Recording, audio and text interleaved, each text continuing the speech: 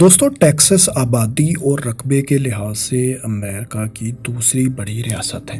یہ کتنی بڑی ریاست ہے اس کا اندازہ اس بات سے لگا لیں کہ اگر روس کو یورپ کا حصہ کنسیڈر نہ کریں تو یورپ کا کوئی بھی ملک رقبے میں اس ریاست سے بڑا نہیں۔ یہ ریاست رقبے میں کم و بیش پاکستان کے برابر ہے۔ یہ اتنی بڑی ریاست، اتنا بڑا علاقہ ریاست متحدہ امریکہ کا حصہ کیسے بنی؟ اس سے پہلے یہ علاقہ کس کے کنٹرول میں تھا؟ کیا کبھی یہ ریاست ایک الگ ملک بھی ہوا کرتی تھی؟ اور سب سے اہم بات یہ کہ اس کا امریکہ میں شامل ہونا کیسے ایک جنگ کا باعث بنا، اور امریکہ اپنی مشرقی بحر اوقیانوس کی ساحلی ریاستوں سے پھیلتا پھیلتا مغرب میں آخر کیسے بحر الکاہل تک پھیل گیا۔ آئیے یہ جانتے ہیں کہ ٹیکساس کیسے امریکہ کا حصہ بنا۔ دوستو 1776 میں ریاست متحدہ امریکہ نے اپنی آزادی کا اعلان کیا۔ ابتدائی طور پر یہ ملک 13 برٹش کالونیز پر مشتمل تھا، اور اسی دوران ہونے والی امریکن وار آف ریولیوشن کے بعد امریکہ کا مغربی بارڈر ان 13 ابتدائی کالونیز سے مسیسپی ریور تک پھیل چکا تھا۔ 1803 میں امریکہ نے لوزیانا پرچیز ڈیل کے تحت اپنے رقبے میں ایک دم سے بے حد اضافہ کر لیا، اور اس کا رقبہ تقریباً ڈبل ہو گیا۔ اب امریکنز یہ چاہتے تھے کہ اپنے اس رقبے کو مزید پھیلاتے ہوئے امریکہ کی سرحدوں کو مغرب میں بحر الکاہل کے ساحلوں تک لے جائیں۔ اس کوشش میں چھوٹی موٹی کامیابیوں کے ساتھ ساتھ اگلی بڑی کامیابی جو امریکہ کو ملی وہ تھی ٹیکساس ریاست کا امریکہ کا حصہ بن جانا۔ دوستو ٹیکساس کا یہ علاقہ 19ویں صدی کے اوائل میں میکسیکو کا حصہ ہوا کرتا تھا، اور میکسیکو اس وقت اسپین کی ایک کالونی تھا۔ اس کی سرحد شمال میں آج کی امریکن ریاستیں کیلیفورنیا، نیواڈا اور یوٹا تک پھیلے ہوئے تھے، لیکن یہاں ایک مسئلہ تھا، وہ یہ کہ شمال کی طرف اسپینش میکسیکو اتنا زیادہ آباد نہیں تھا۔ ٹیکساس میں تو آبادی انتہائی کم تھی، لہٰذا اسپین نے یہاں امریکن سیٹلرز کو کاشتکاری کی اجازت دے دی تاکہ اس ریجن کو آباد کرنے میں کچھ سہولت ملے۔ اسی دوران 1821 میں میکسیکو نے اسپین سے آزادی حاصل کر لی۔ آزادی کے بعد میکسیکو نے بھی اسپینش پالیسی کو جاری رکھتے ہوئے امریکن سیٹلرز کو یہاں آباد ہونے سے نہیں روکا۔ ٹیکساس میں ابتدائی طور پر آ کر آباد ہونے والوں میں امریکن شہری اسٹیفن آسٹن بھی تھے۔ انہوں نے ہزاروں کی تعداد میں آباد کاروں کو یہاں آنے میں اور آباد کرنے میں مدد فراہم کی۔ انہیں فادر آف ٹیکساس کے نام سے بھی جانا جاتا ہے۔ دوستو اگرچہ میکسیکن گورنمنٹ نے امریکن سیٹلرز کو یہاں آباد ہونے کی اجازت دے رکھی تھی، لیکن کچھ شرائط بھی تھیں۔ پہلی شرط یہ تھی کہ تمام سیٹلرز میکسیکو کی شہریت کو اپنائیں گے اور میکسیکن قوانین کی مکمل پاسداری کریں گے۔ دوسری شرط کے مطابق وہ میکسیکو کی سرکاری زبان اسپینش سیکھیں گے۔ تیسری شرط یہ تھی کہ تمام آبادکاروں کو کیتھولک عقیدہ اپنانا ہوگا۔ دوستو امریکہ کی جنوبی ریاستوں کے زمینداروں کو کپاس کی کاشت کے دائرہ کار کو بڑھانے کے لیے مزید زمین درکار تھی، لہٰذا وہ یہاں اپنے سلیوز یعنی غلاموں کے ساتھ بھاری تعداد میں پہنچنا شروع ہو گئے۔ رفتہ رفتہ امریکی آبادکاروں کی تعداد یہاں بڑھنا شروع ہوئی، اور وہ یہاں مقامی آبادی سے 5 گنا زیادہ تعداد میں ہو گئے۔ سیٹلرز کے ساتھ مسئلہ یہ بھی تھا کہ وہ اسپینش زبان سیکھنا نہیں چاہتے تھے، اور نہ ہی میکسیکو کے قوانین کو وہ کھلے دل سے فالو کرتے تھے۔ اس طرح یہاں ٹینشنز بڑھنا شروع ہو گئیں۔ آبادکاروں کی تعداد یہاں اتنی زیادہ ہو گئی کہ وہ اس ریجن میں حکومتی کنٹرول بھی حاصل کرنے کے خواب دیکھنے لگے۔ ٹیکساس کے اس ریجن میں میکسیکن حکومت کو جب لاقانونیت بڑھتی دکھائی دی تو انہوں نے مزید کچھ سختیاں کیں۔ اسی دوران 1829 میں میکسیکو نے سلیوری کا خاتمہ کرتے ہوئے غلام بنانے کا عمل غیر قانونی قرار دے دیا۔ ویسے غلامی کا خاتمہ تو ایک اچھی اخلاقی چوائس تھی، لیکن اس بات سے سیٹلرز شدید نالاں تھے، کیونکہ یہ ان کے کلچر، لائف اسٹائل اور کاروبار کا ایک لازمی جزو تھا۔ خیر اس کے بعد بھی انہوں نے غلامی کی اس پریکٹس کو روکا نہیں بلکہ جاری رکھا، اور اپنی اپنی کاشتکاری کی دیکھ بھال کے لیے امریکہ کی جنوبی ریاستوں سے غیر قانونی طور پر مزید غلام بلوانے کا سلسلہ جاری رکھا۔ میکسیکو کے کلچر اور قوانین کی پاسداری تو یہ لوگ پہلے ہی سے نہیں کرتے تھے۔ اس طرح مقامی میکسیکنز اور آباد کاروں کے درمیان ٹینشنز مزید بڑھ گئیں۔ 1833 میں جنرل سینٹا اینا نے میکسیکو کی حکومت سنبھال لی۔ صدارت سنبھالنے کے بعد انہوں نے امریکی آباد کاروں کے غیر قانونی طور پر میکسیکو میں داخلے پر پابندی عائد کر دی تاکہ مزید نئے لوگ امریکہ سے آ کر یہاں آباد نہ ہو سکیں۔ اس کے ساتھ ہی انہوں نے امریکن سیٹلرز کو اس بات پر بھی مجبور کیا کہ وہ غلامی کی پریکٹس کو ترک کر دیں اور میکسیکو کے قوانین کو مکمل طور پر فالو کریں۔ اس طرح کی پابندیوں کے بعد امریکی آباد کاروں میں کافی غم و غصہ پایا جا رہا تھا۔ انہوں نے اسٹیفن آسٹن کو سینٹا اینا سے تمام معاملات بات چیت کے ذریعے طے کرنے کا کہا تاکہ ٹیکساس کو ایک الگ ریاست ڈکلیئر کیا جا سکے، لیکن اسٹیفن جب معاملات ڈسکس کرنے کے لیے سینٹا اینا کے پاس گئے تو انہوں نے اسٹیفن کو ہی الٹا جیل میں ڈال دیا۔ اس سے امریکن سیٹلرز کے غم و غصوں میں اضافہ ہو گیا۔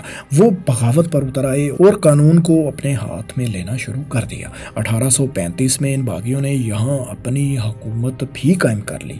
جنرل سینٹا کو جب لگا کہ یہ معاملات ایسے حل نہیں ہونے والے تو انہوں نے باغیوں کو سبق سکھانے کا فیصلہ کیا۔ سینٹا بغاوت کو کچلنے کے لیے اپنی فورسز لے کر ٹیکساس پہنچ گئے۔ اس کے بعد علاقوں کے مقام پر میکسیکن فورسز نے امریکی آباد کاروں کی ایک چھوٹی سی فورس کے تمام 187 لوگوں کو ہلاک کر دیا۔ اس افسوسناک واقعہ کے بعد امریکن آباد کاروں نے جنرل سیم ہوسٹن کی سربراہی میں میکسیکن فورسز سے بدلہ لینے کا فیصلہ کیا۔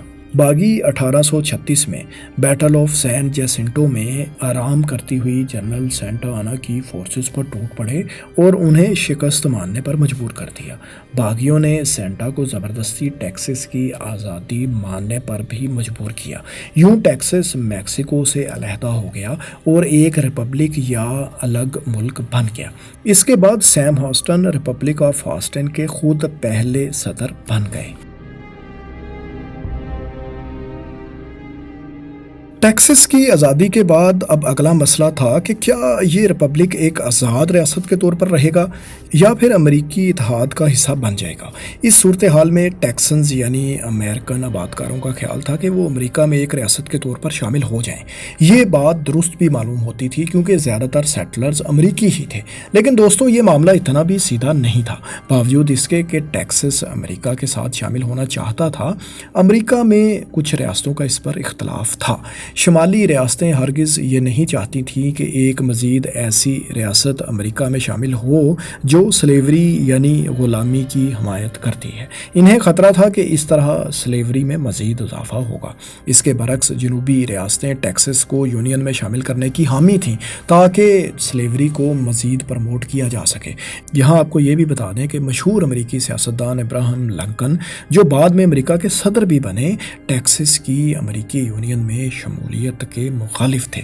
دوستو غلامی کا یہ مسئلہ تو ایک رکاوٹ تھا کہ ٹیکساس امریکہ کا حصہ نہ بنے۔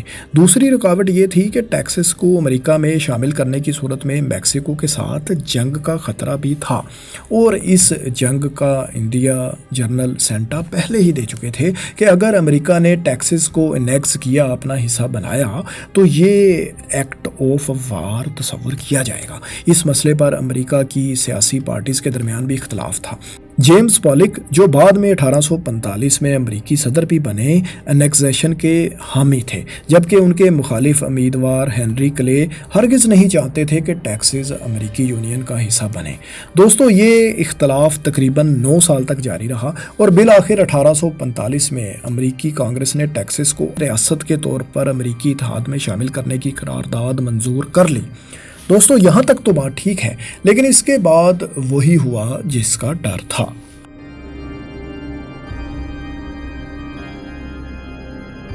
دوستو ہوا کچھ یوں کہ جب ٹیکساس امریکہ کی ریاست بنی تو امریکہ اور میکسیکو کے درمیان بارڈر کے معاملات میں اختلاف پیدا ہو گیا۔